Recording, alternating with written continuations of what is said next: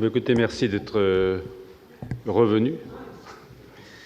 Je vais vous ouvrir aujourd'hui la partie officielle du maintenant traditionnel colloque de rentrée du Collège de France, qui, cette année, comme l'année dernière, d'une part a été précédé d'un débat hier soir, dont chacun a pu apprécier la qualité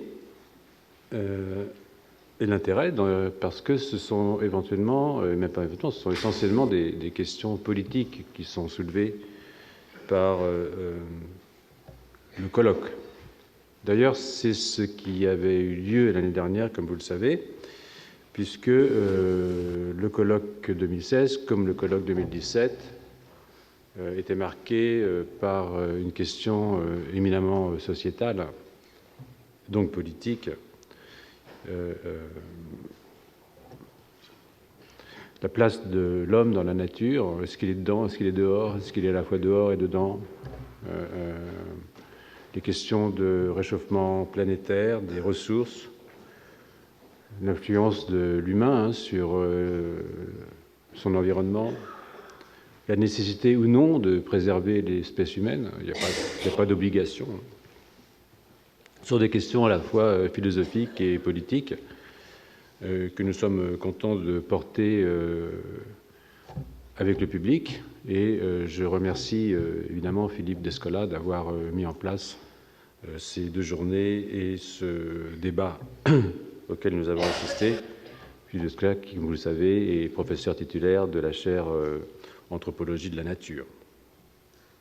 Donc le dernier colloque, comme je le disais tout à l'heure, l'année dernière, a été consacré à des questions très importantes, les migrations, les exils, les déplacements de population, enfin l'hospitalité.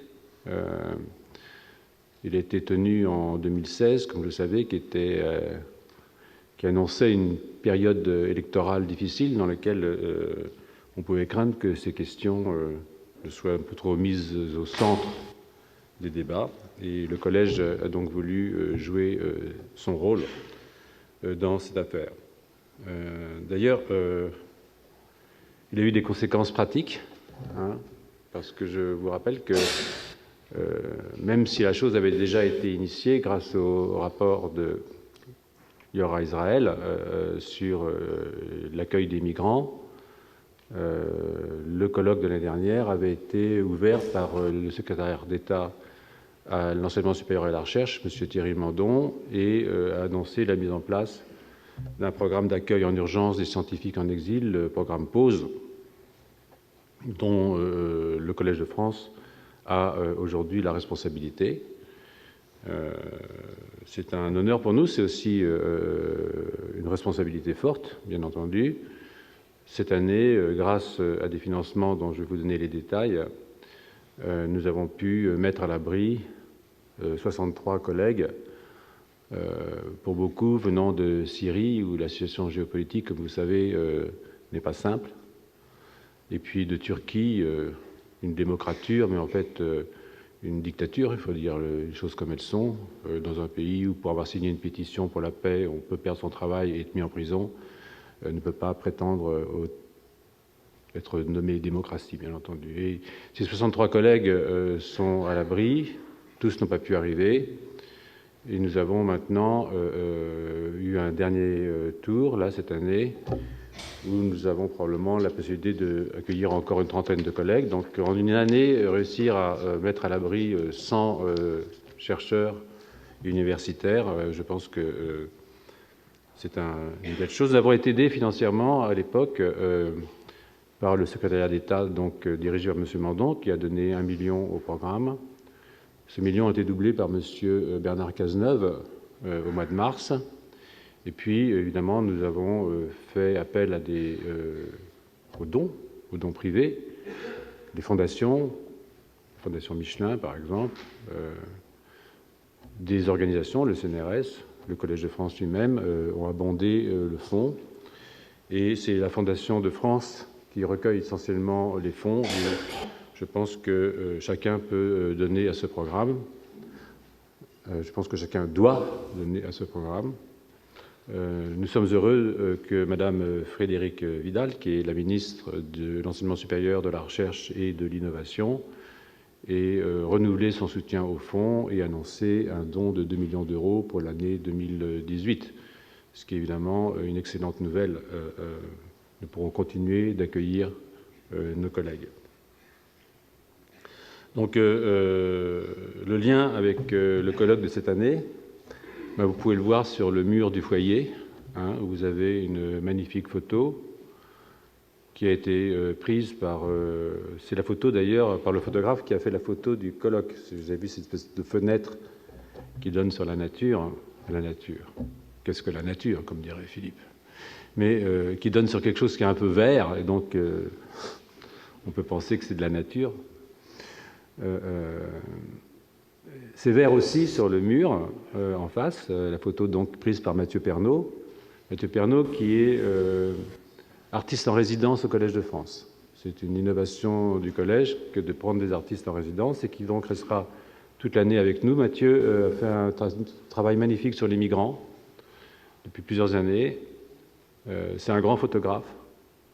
Nous sommes très contents de l'avoir et je vous engage à aller regarder la photo dans laquelle il y a des traces d'animaux. Ce sont des animaux humains, pas tout à fait comme les autres. Et vous verrez ces traces. C'est une jungle pas comme les autres non plus, c'est une jungle de Calais. Donc, c'est un lien, si vous voulez, entre ce que nous avons fait l'année dernière et ce que nous faisons cette année.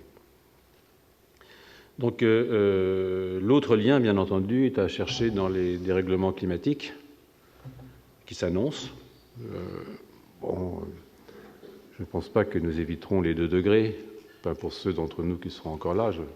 Il n'y en a pas beaucoup dans la salle, mais ils le seront indirectement par les gènes qu'ils auront passés aux générations suivantes.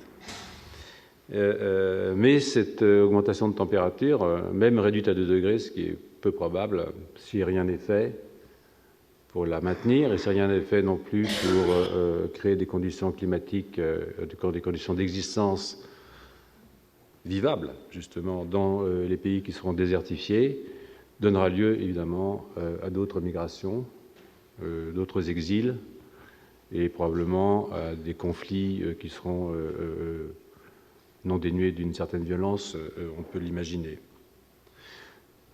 Donc le Collège de France joue tout son rôle en présentant ses actions sociétales et ces colloques, comme d'ailleurs les cours du Collège de France, contribuent, je l'espère, au rayonnement culturel de la maison. Nous devons énormément dans l'organisation de ces événements, que ce soit les grandes conférences culturelles. Par exemple, nous avons accueilli M. Guéry, nous allons accueillir M. Vargas Llosa, nous avons accueilli M. Anish Kapoor. Tout ça ne pourrait pas être fait. Nous avons les concerts, et puis nous avons ces colloques de rentrée, et tout ça ne pourrait pas être fait sans l'activité, la générosité et le financement qui nous est fourni par la Fondation Hugo du Collège de France. Nous sommes sans doute la seule institution au monde, il faut le dire, dans laquelle tous ces éléments de connaissance, de culture, d'éducation, d'un certain niveau, parce que ce n'est pas de la vulgarisation, c'est le contraire de la vulgarisation en fait, c'est de mettre les connaissances les plus pointues et les rendre accessibles au plus grand nombre, se font sans inscription, sans payer de droits. Ils sont mis à la disposition de tous ceux qui viennent dans les amphithéâtres, mais aussi tous ceux qui écoutent sur Internet. Et évidemment, il n'est pas interdit de penser que cela a un coût. Et c'est pour ça que je pense que chacun devrait réfléchir à la possibilité d'aider le collège dans cette action. C'est-à-dire qu'on donne à l'Opéra de Paris, mais on paye sa place. On donne au Louvre, mais on paye son ticket d'entrée. On vient gratuitement au Collège de France et on ne donne pas grand-chose en général. Donc c'est un peu un appel à la générosité de ceux qui nous écoutent sur Internet, mais de ceux qui sont aussi dans les amphithéâtres du Collège de France, de comprendre que si nous voulons augmenter notre activité, la rendre encore plus forte, plus belle, et surtout la maintenir à un moment où Par exemple, la diffusion des savoirs est en train de perdre certains financements, ou en risque de perdre certains financements. L'année dernière, nous avons perdu quasiment toutes les subventions d'une fondation qui abondait le programme de diffusion du savoir. C'est, je crois, une action importante, non seulement pour le collège, bien entendu, mais aussi, je crois, pour la démocratie, puisque la démocratie repose sur un haut niveau d'éducation donné à tous, sans contrainte et sans limite. Donc, vous pouvez aller sur le site du Collège de France. Nous avons une fondation du Collège de France, nous avons la fondation du Collège de France, et nous avons le Collège de France, qui peut recevoir les dons. Alors, je serais assez partisan, si nous recevons des dons par le Collège de France, d'en donner une partie justement au programme Pause, qui est un programme qui est tellement important pour nous et qui est la marque de cet engagement sociétal de la maison. Donc, je vais en arrêter là parce que je pense que j'ai dit l'essentiel. Enfin, l'essentiel, c'est évidemment le plaisir pour nous que nous avons à vous accueillir dans les meilleures conditions possibles et accueillir des grands savants, des grands intellectuels qui aujourd'hui vont nous entretenir de cette question conflictuelle. Hein, vous allez le voir, ça ne va pas de soi. Cette question, plutôt ces questions de nature avec un S, selon le titre qui était choisi par mon éminent collègue Philippe Descola, que je remercie encore d'avoir organisé ces 2 journées. Je vous souhaite 2 très belles journées.